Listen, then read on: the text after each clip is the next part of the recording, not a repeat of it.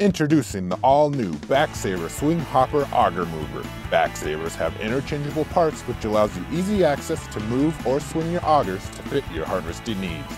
Get yours today at Norwood Sales.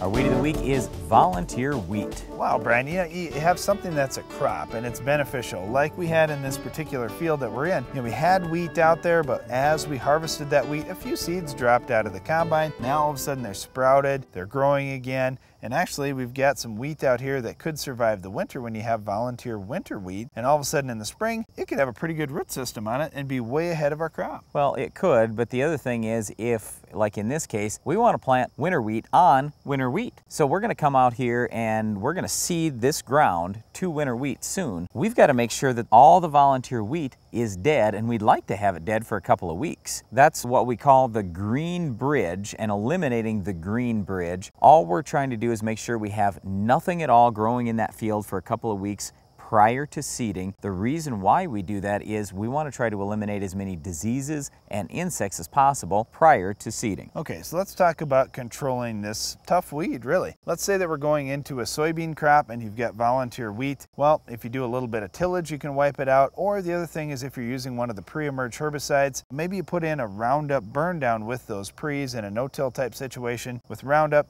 you can fry off volunteer wheat. If you happen to have some come up in crop... Well, wait though, wait. With Roundup, it's not as easy to control wheat as it is to control foxtail. So occasionally we'll have some guys say, well, I'm just going to throw 8 ounces of Roundup out there because that's all it takes to kill foxtails.